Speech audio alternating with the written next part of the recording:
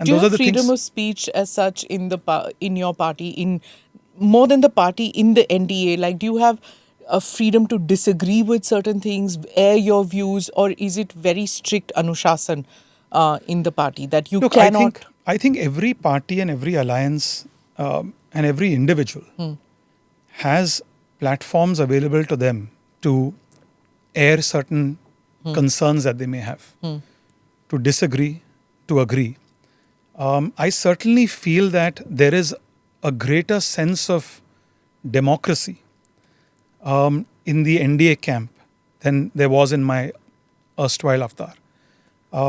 In earlier places, if you said something privately or publicly, where you spoke your mind, even on something which was not necessarily controversial, there were many ways you would get reprimanded. The simplest way Really? would be, telling you off, which is okay, but then a cold shoulder, deliberately sidelining somebody. I don't think that happens here. And I think that really stems from, Smita, from leadership that's secure. You had tweeted in 2019, I'm disappointed with what is happening in the party. And that made a lot of waves then. But from 2019 to 2024, because it was in 2024 that you quit the party. But that's a long time, especially for a young man, to stay on in a party when he's feeling stifled, not heard, and barbs coming your way. Why did it take so long for you to leave? Look, those are honestly things which I really prefer not to speak too much about. And the fact is, my family has had a very old association with the Congress party. And I'm thankful for what the Congress party has given me. But the fact is, people like us also contributed to the party. People like us never embarrassed the party. None of our statements or actions led to disrepute for the Congress party. We were seen as people who could speak sense, who could bat for the party, could offer constructive suggestions. All I'll say is that I think that my personal experience, and I know that this is true of many colleagues of mine who continue to remain in the party, I think the Congress is a very different party today than it was when I joined politics in 2004. So in 2 decades, there's been a massive transformation. Yours was during Manmohan Singh as Prime Minister era. Mine was during when he came to power. Yeah. It was before that. Yeah, you were in And the cabinet. I was in the government in government, 2011, yes. Yeah. But the Congress party in 2002, 2003, during the Vajpayee era, during the Manmohan Singh era, was a very, very different party than it is today. And that is something which I know many congressmen, senior, junior, young and old, in the party, who are out of the party, sense that. There are many reasons for that. There's no point getting into that.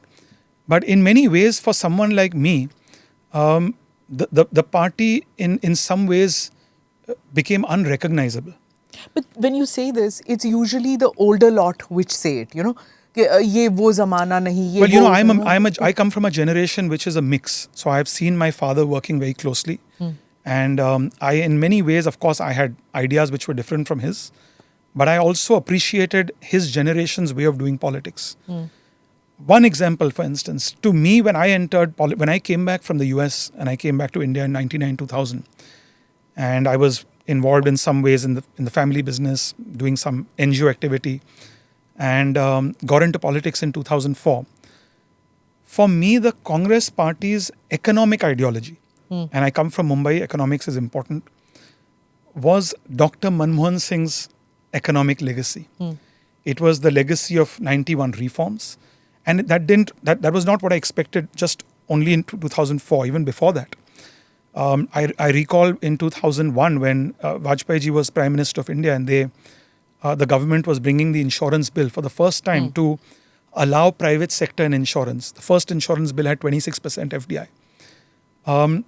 At that time, my father, who was chairman of the Finance Committee of Parliament, worked with then Finance Minister Yashwant Sinha to convince the opposition to support that in the interest of the country, which is why many millions of Indians today have access to insurance. So the legacy of the Congress party to me was a party that believed in the reforms that Dr. Manmohan Singh implemented from 91 to 96. Okay. It changed after 2014 in particular. And I think now I see the Congress has moved to an area economically, if I were to look at just one segment, which has become, it's become extreme left. And it's so in a time when the world... But they're not in government, so how can you judge them for their economic policies? Because yeah, states that you're talking about? Or well, whether it's states, whether it's the parties, the ideas that the party is presenting. This was a party that was above caste, that claimed to be above caste and religion. Today the party is doing something different. This was a party which believed that, which again, Dr. Manmohan Singh's leadership believed that economic reforms can actually unleash India's power and can empower the youth. You're empowering the youth in a very different way. You're not appeasing the youth. You're really empowering the youth. I don't see that happening today. I see that people who believe in that view, who believe in Manmohanomics, that space shrinking. And that's true of many areas. This was a party which, when an issue like 370, in fact, the Congress as the founding party of India spoke about 370 being a temporary provision in the constitution. What happened? What changed? 2019, when 370 was abrogated, it was the same Congress which said it's wrong to abrogate 370. There should be a different constitution in the state of Jammu and Kashmir as there is in the rest of India. And party leaders tweeted about that. And many people, including myself, said that no, we should be open to the abrogation of 370. And I can tell you this, this goes, my again, as someone who grew up in a family of a senior congressman, someone like my father, in the early days, before I really understood the constitutional abrogation of Article 370, he was somebody who was very open about the fact that Kashmir should be fully integrated with India. Not necessarily from only from a cultural point of view or only from a political or ideological standpoint. From the point of view that he loved Kashmir, he wanted the people of Kashmir to benefit from what was happening in the rest of India. And he felt that the best way to make Kashmiris feel that India is, their future lies with India, is to open up and give them access to India. So this was not something uncommon in the Congress party. But those things turned. They started to turn in 2014. They started to turn in 2019. And eventually, I think one is people found the space for these kind of ideas shrinking.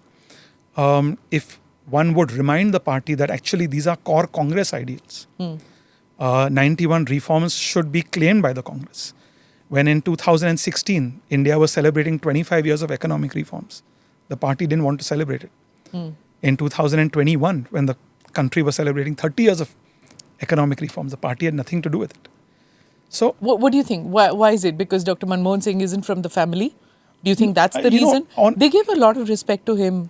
I don't, look, to be honest with you, my intention wasn't really to go into the Congress. To me, that's the past now. Sure. Okay. But I think it's, the party has, and if you zoom out and you look at parties around the world,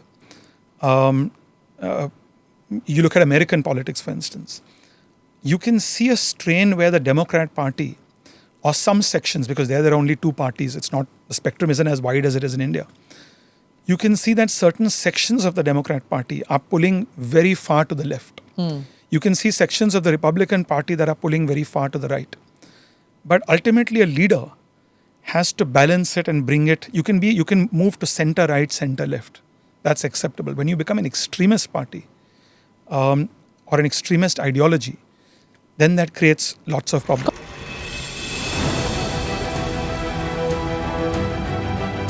Namaste, Jai Hind. You're watching ANI podcast with Smita Prakash.